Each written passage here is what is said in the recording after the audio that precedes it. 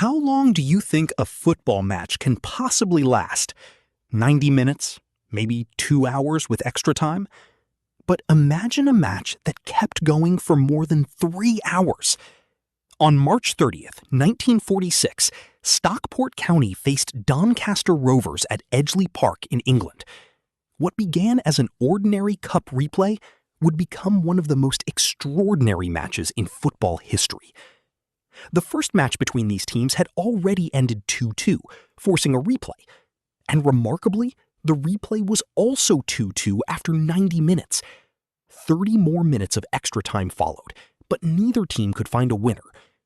Today, that sounds like the perfect moment for penalties. But penalties weren't the answer that day. The rules were very different. And this was only the beginning.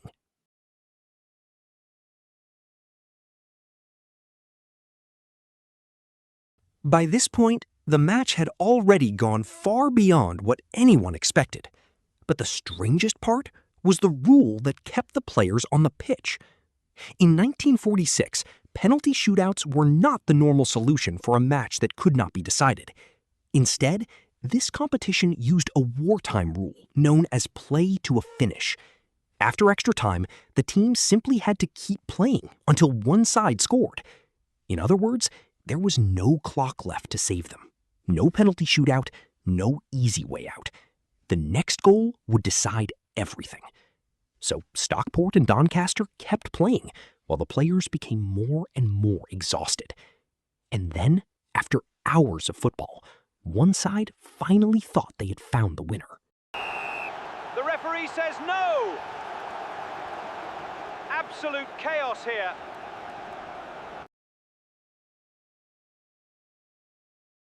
For a moment, it looked like the marathon was finally over.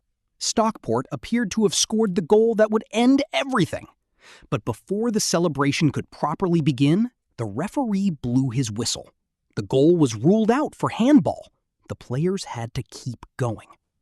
By then, exhaustion was everywhere.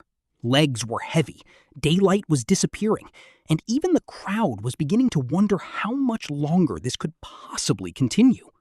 The match had already passed 2 hours, yet there was still no winner. Eventually, the problem was no longer just the players. Darkness was taking over the pitch. Finally, the referee decided that the light was too poor for the game to continue. After 203 minutes, the extraordinary match was finally stopped.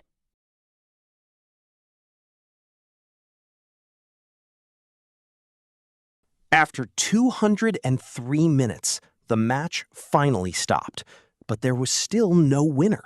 The exhausted players walked off the pitch, and the two teams were told they would have to meet again. This time, Doncaster won the right to host the replay after a coin toss. And remarkably, the next chapter of this story was nothing like the first.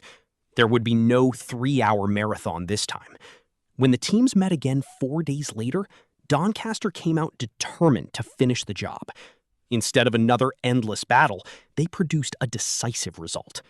By the final whistle, Doncaster Rovers had beaten Stockport County 4-0.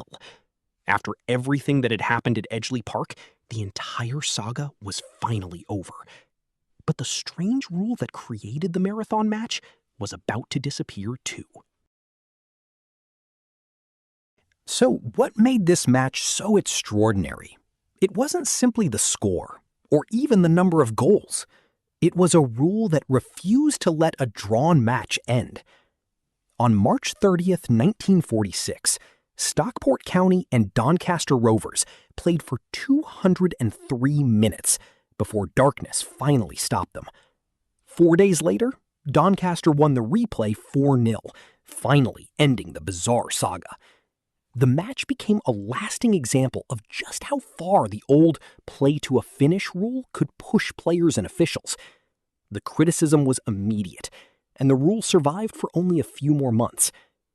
Today, extra time and penalties give football a clear ending. But back then, the clock could keep running until the players simply couldn't go on.